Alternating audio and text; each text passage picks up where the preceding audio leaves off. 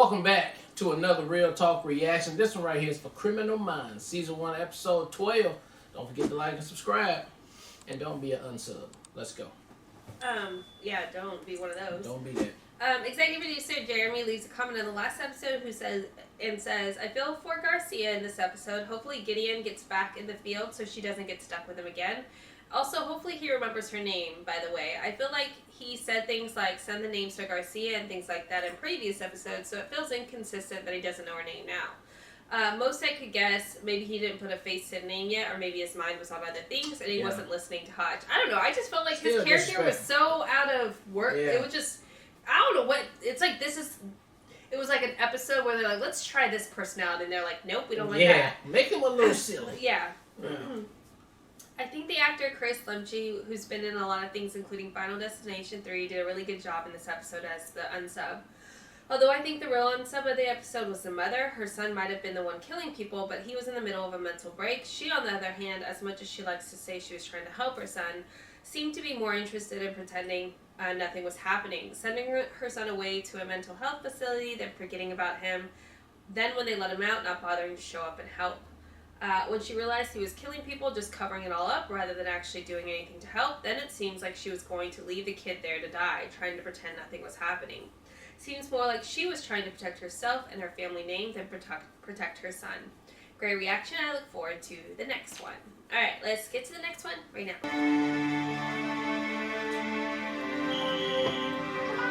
She's wide open over here. Can I see your gun? This used to be a good neighborhood. This is what happens when you let pedophiles and sex freaks live wherever they want. Ma'am, I had been searching the sex offender registry. 2 of them live close. Not that you can tell.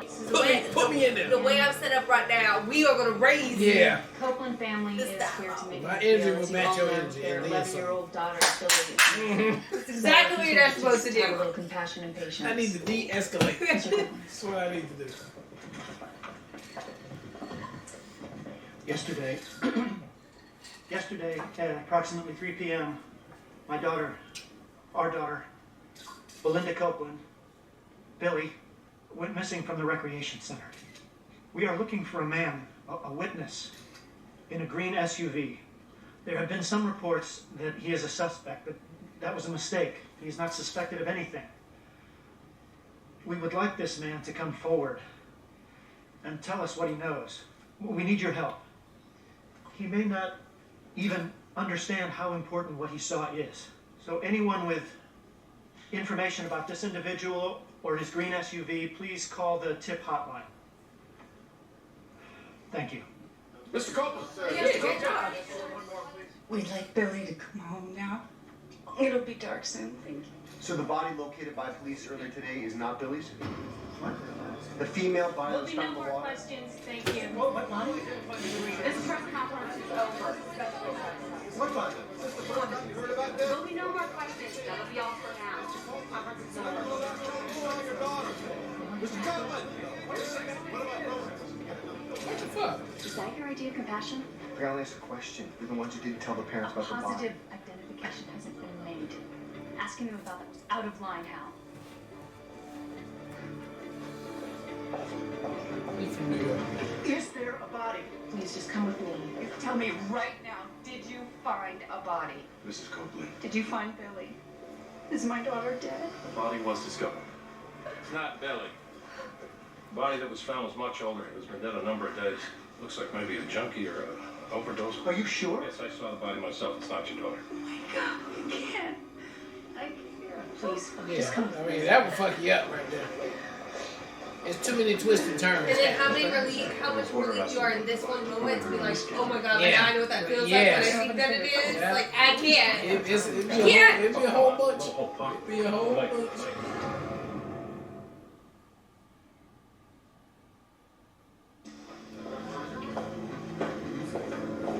How's it going?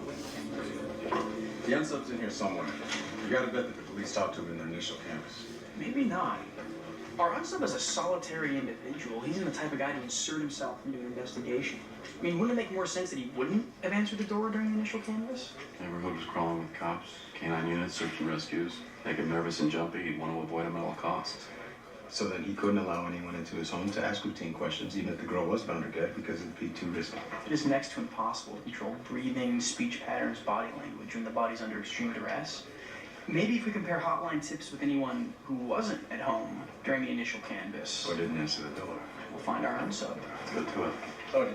Clever Anything that foxes. comes in here. Anything that comes in here.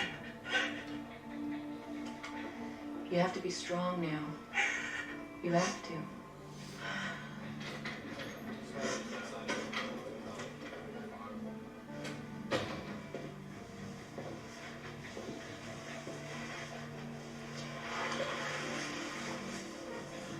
How are we doing? All her life, when my little girl needed help, she came to me. And now when she needs me most, there's nothing.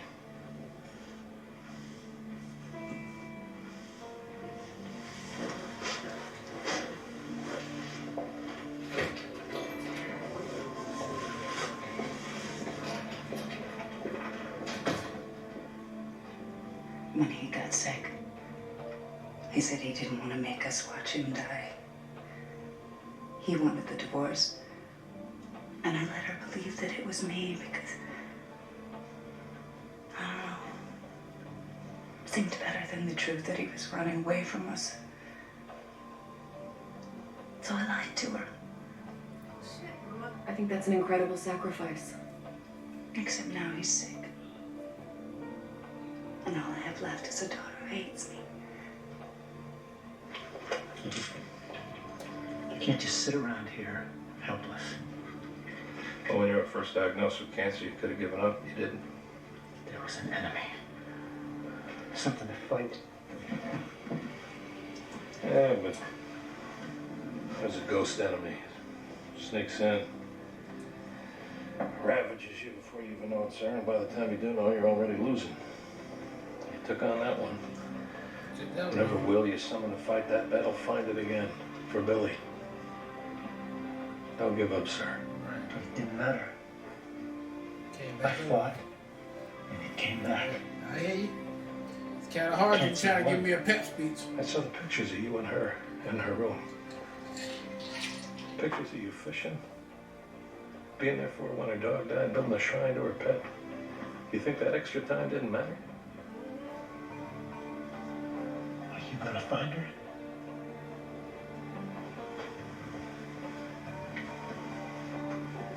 I know women I work with are the best in the world. They won't rest until they do. You had my word on that. I need you to believe that. And let us do our job. Yeah, it was worth a try. That's right. Thank you. Nothing. Agent Morgan? Yeah. Is this the kind of thing you're looking for? Read. Hey, Mr. Lomax has a neighbor with a green SUV, but he hasn't seen him all day. Says that's unusual. Thought he might have just been out of town, but now I see some lights on over there. 1106 Springfield. Where's our camera sheets? 1106. 1106. No answer. Let's go and talk to Mr. Lomax. Nice call. Let's go. Nice call. Mr. Lomax? Agent Morgan? Agent Reed? I see, you don't answer the FBI. phone and shit, but you out here raking. Oh, that was fast. Did you call in a tip about your neighbor, Don Curtis? Lives down the street. I saw the news thing, you know? I was thinking, Don drives a dark gonna be this green fucking Explorer, and he's at the park all the time. I figured, like they said on the television, maybe he knows something, but he doesn't know that he knows it. Know what I mean? Where's this Explorer now? It's usually in the driveway, but I haven't seen it today. Haven't seen Dawn either, which is kind of weird. We're always out front talking about the lawns. He never has any crabgrass. I don't know how he does it. Do you know if he has a dog? Used to. A big golden retriever. Her name was Candy. I think she died like... Man! My name's Jason. I'm gonna take you home, sweetie. Mom and Daddy are very worried about you. I want to go home. I want to go home. Now, why he kept her so long, though? Let's see Mom and Daddy. Maybe that's not his MO.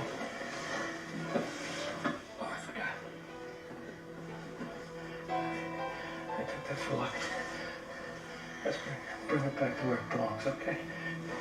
Let's go see your mommy and daddy. Here she comes. Well, if I looked up there and seen that right there, she's still alive too. What's wrong? Since I haven't been trained on the energy part, I'll go punch him in the fucking face right now. I haven't been trained. Sorry, it's my first day.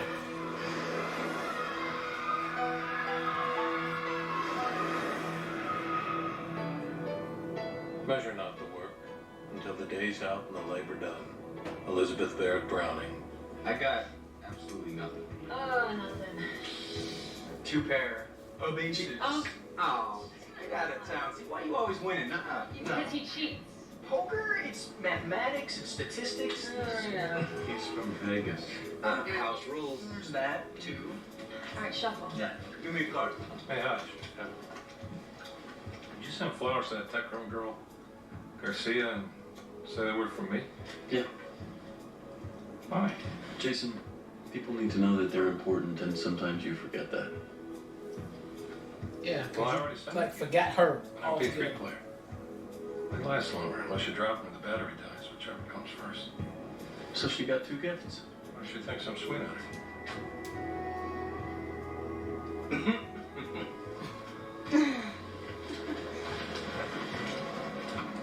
Maybe not, huh? I think the Copelands are going to stay together. Okay. He's dying. Yeah, not He's having a difficult time. You know, Billy's kind of used to him not being there, so maybe it would be better if they stayed apart. No, it wouldn't. How do you know? I know. Just know. Picture they were using to, for the, yeah, so he might have just printed one off and framed it. I'm about to say.